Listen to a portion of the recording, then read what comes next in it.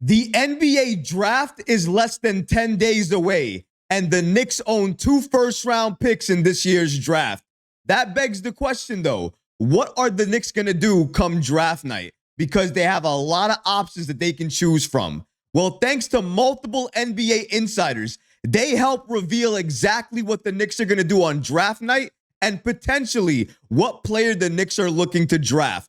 We're going to break down all of this and so much more today. If you're not already subscribed to the channel, go ahead and hit that subscribe button now. And make sure you have notifications turned on so you don't miss a second of the new content.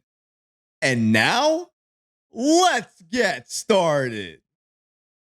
Multiple NBA insiders reveal the Knicks draft night plans. The Knicks own the number 24 pick, the number 25 pick, and an early second round pick, number 38, in this year's draft. With all of those selections, they have to choose at least one draft pick in the first round. If I'm the Knicks, I'm picking one player from the first round, and I'm choosing a player from the second round, and I'm trying my best to trade that one other pick I have in the first round, maybe some other players that I have, for either a star player or an impactful player, or I'll do a classic Knick move. They can take that pick and flip it for future assets to utilize in a star trade down the road. Either way, it's clear. The Knicks have options come draft night. They can draft multiple players. They can trade all of their picks and some players for a star or an impactful player, or they can draft a player and utilize their other picks in another way to try to get more assets for that star trade that they're trying to pull off this offseason. But what are the Knicks going to do? And if they're going to draft a player, what player are the Knicks looking at drafting right now? Well, thanks to Michael Scotto, an NBA insider for Hoops Hype, he gives us the following information about the Knicks and their draft night plans. Recently, on the Hoops Hype podcast, Michael Scotto had NBA insiders Ian Bagley and Steph Bondy on, and together they talked about the Knicks and their draft night plans. According to Scotto, the Knicks have multiple picks in the 20s in this draft. I've touched on how many around the league believe that Ryan Dunn of Virginia, a stout defensive player and arguably the best perimeter defender in this class, a lot of people believe his floor is the Knicks pick at 25. If the Knicks don't dangle their picks in trade talks, I'd look at Dunn. If they need a backup for OG Anunoby when he's hurt, I can't think of a better perimeter defender to make up for what he does. I know Thibodeau doesn't usually play rookies, but that kid is special on defense. If you look at his stocks productions, steals and blocks, Anunoby is always hurt. I know the Knicks like him and brought him in for a workout. Some people think he's going to go higher, and that includes some within the Knicks organization. According to Scotto here, at least with the information he just provided, it seems like for the Knicks right now this offseason, it's trading for a star and trying to utilize their picks this year to do that. And if they can't, they're definitely going to utilize one of their picks in the first round to try to get very stout wing defender Ryan Dunn. And I can't say I'm mad at that. Given the injury history of OG Anunoby, you need to think about the Knicks of the future. And Ryan Dunn, given his defensive intensity, especially under a head coach like Tom Thibodeau, I can understand the move, and I definitely support it. Steph Bondy of the New York Post said the following about the Knicks on Mike Scotto's podcast. One thing about Leon Rose, he hasn't been shy about doing his wheeling and dealing on draft night. I think where the Knicks are, I don't think they're going to have much use for their 2 picks in the late first round. I think they're going to try and swap them out, whether that's to consolidate them to 1 pick or to get another player. But this is why I love having 3 NBA insiders that cover the league and definitely cover the Knicks talking about this topic here. Because as you can see, while Bondy believes that the Knicks are likely going to trade the picks, and Scotto believes that the Knicks will try to trade the picks only if a star player is available, Bagley believes that regardless of who's available, the Knicks are likely going to still draft 1 player and then see what they can do with their other picks. This is what Bagley had to say about the situation. I actually disagree. I'm going to say that the Knicks make at least one of those first round picks. And if they can move off of one, to kick it 2 years down the road, maybe they do that. The picks in this year's draft aren't valued highly. I think they'd make at least, if not 2 of those 3 picks they have. You talk about the salary cap and spending, and those rookie deals are better than signing a veteran free agent to similar length deals. Shout out to these great NBA insiders for coming together and giving us their insight regarding the Knicks and what they're likely going to do come draft night.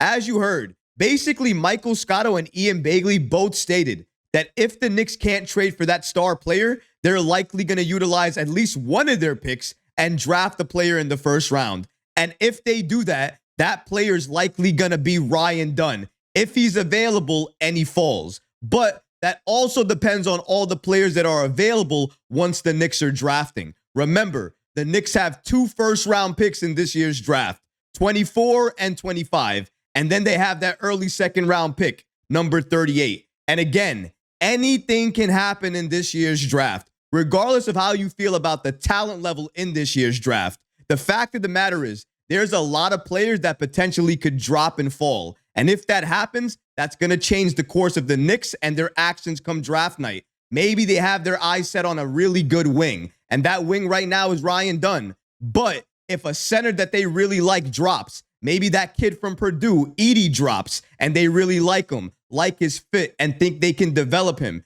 then maybe they draft him. If they do that, it basically sets off a chain reaction and changes more or less everything that they were looking to do come this offseason. We have to remember, draft night starts everything off, because I imagine come draft night, the Knicks are going to draft some players, but they're also going to be making some trades as well too. Trades to get some more assets, trades for some impactful players, and if a star player is available and they covet that star and their value is not too high and the trade makes sense, you can bet that Leon Rose is going to pounce and try to get that player on this team. I don't know who that player is going to be yet. I don't know who that team's going to be yet. There are a lot of potential trades that are going to go down on draft night. I'm not saying that the Knicks are looking to draft up and potentially look to get a player at 15, 16, or 17. But if they're looking to do that and they're looking to move up in this year's draft, you can bet that they're likely going to have to include some players as well as those picks to do so. And if they're looking to target a specific player,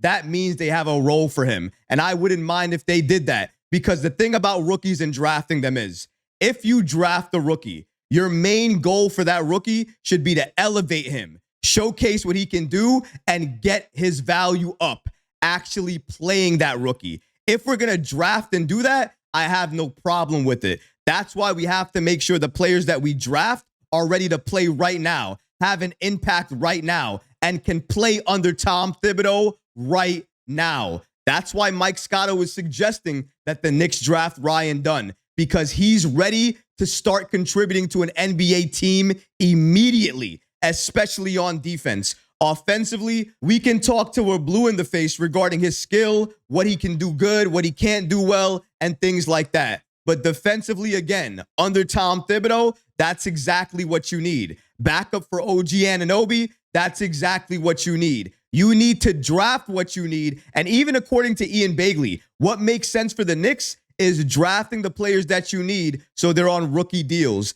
That's more favorable for you if you're looking to trade for that star sometime down the road. Or even this offseason, those rookie contracts will come in handy because they're not going to hit your cap too hard. And right now, that's what the Knicks are worried about. They don't want to be in the first apron. They definitely don't want to be in the second apron. They want to be outside of that. And how do you do that? Draft well, make the right trades for the right players, and make sure everything you're doing for this team is contributing to the future, helping to build that contender and making us an even better team than we were last year. If that's the moves and that's the goal, there's not going to be any uproar from the fans, any issues from anybody. And it looks like that's exactly what Leon Rose and this Knicks front office is looking to do. They want to draft well, but they also want to make the right trades. And they understand right now they are in the best position and have the most assets at their disposal to make the right move happen. All they have to do is remain patient, and that includes in the draft as well. Just because somebody falls doesn't mean you have to run and draft them. You have to look at all players available, what you need, and potentially, if you grab a player that you don't need, but you know another team could potentially utilize them, what does that do for you? Could you trade that player and get another first-round pick or potentially a player of impact for you? That's what Leon Rose has to think about. As long as the player that the Knicks trade for makes sense and contributes to what we're trying to build, an NBA championship contender each and every year, I'm never going to have a problem with any moves that Leon Rose does. I just hope he doesn't waste the opportunity. I remember a few seasons ago, we came off of a very good playoff series and we didn't capitalize on the momentum. Instead, we went the opposite way. We cannot do that this offseason, and it looks like Leon Rose in this Knicks front office is committed to not doing that. We are going to draft well as long as we can't trade these picks for a star, and we're going to make sure we make the right trades. This is the regime of Leon Rose, Worldwide Wes, and Gerson Rosas. And as long as these guys are in the front office, we are not going to make a rushed move or the wrong move. We are going to make a move that helps this Knicks franchise get better each and every year. And it's going to continue this offseason. I don't know that star player that the Knicks are going to target, but as soon as we get that disgruntled star players list, we're going to know exactly what players the Knicks are going to pounce on and try to get on this team. And I cannot wait until that list is revealed. But what about you guys? What do you think about these latest reports indicating that the Knicks are likely going to draft Ryan Dunn on draft night if he's available in the first round? They could also utilize those picks to try to trade for a star if that becomes available. Let me know how you feel about the Knicks draft night plans in the comments below, guys, because honestly, I would love to hear from you. But that's going to do it for this episode. I hope you enjoyed it. And if you did, go ahead and smash that like button, leave a comment below. And of course, guys, please subscribe to the channel. Until next time, Knicks fans. Peace.